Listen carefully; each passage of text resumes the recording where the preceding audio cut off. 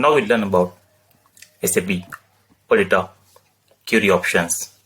So once we are familiar with the basic concept of odata service and how to develop odata service and the implementation of CRUD operation in the runtime artifacts.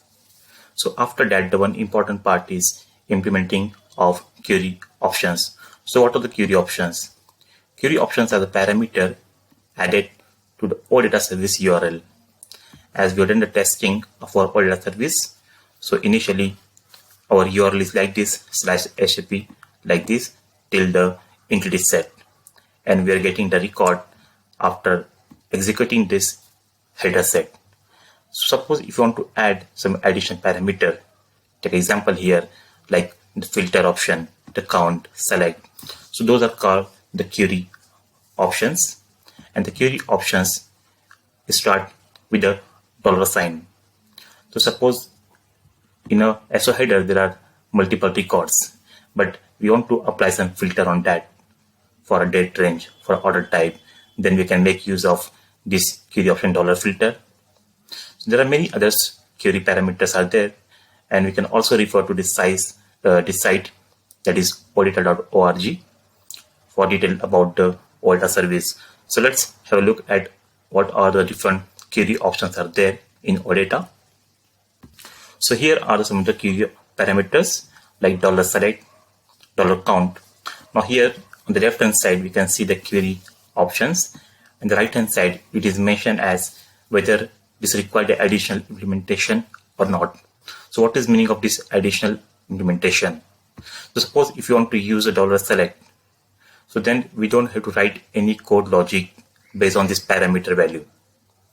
But in case suppose you want to apply the select options or we want to apply some filter conditions, then here in this case we need to implement some logic in the respective method.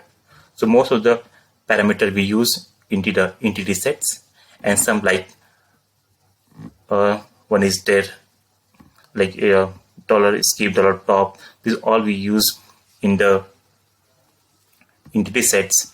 $expand is used for like selecting the parent child together.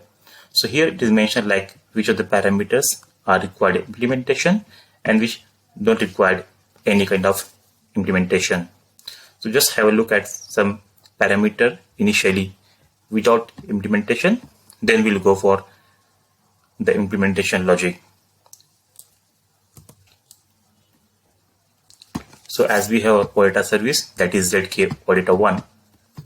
So here while testing, we done the testing with the header entity set.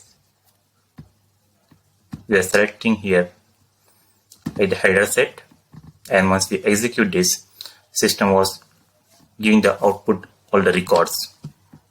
Now suppose first we want to add the query parameter which doesn't require any kind of implementation. The first we'll see like the dollar format equal to JSON.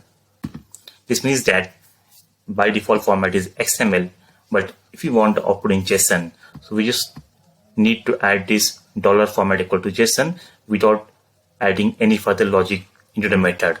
And if we execute this, so we can see the output directly into JSON. So this is called the query parameter without implementation. Here, whenever you want to add any parameter, so it is question mark and then $sign. Take second example, that is the $count. Suppose we want to see the total count of the record in the particular entity set. This time I think we will get some error, bad request, because we have to pass like this our entity set /$count. Now let's execute. So this time we can see the total 27 records are there. Similarly, one more option we'll see. Let's say $select. For example, okay, first let me execute as it is. So here if you execute, so you can see the in output we have the ER, VB, ELN, ER date, multiple fields are there. Consider a scenario where we want only two fields in the output.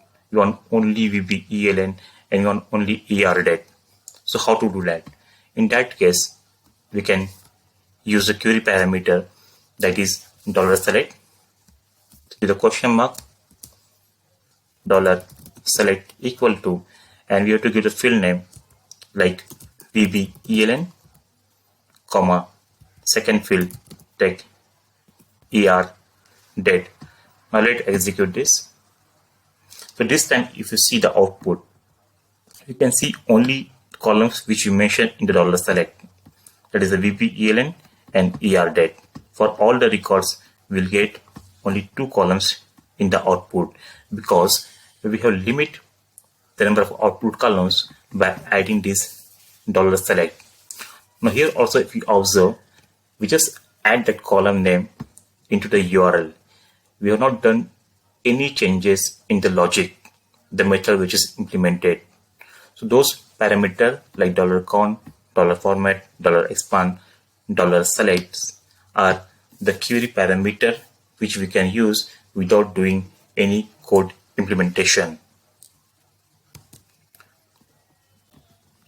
After this, the remaining parameter like $filter, $skip, those all require some kind of code implementation that we'll see in the next session.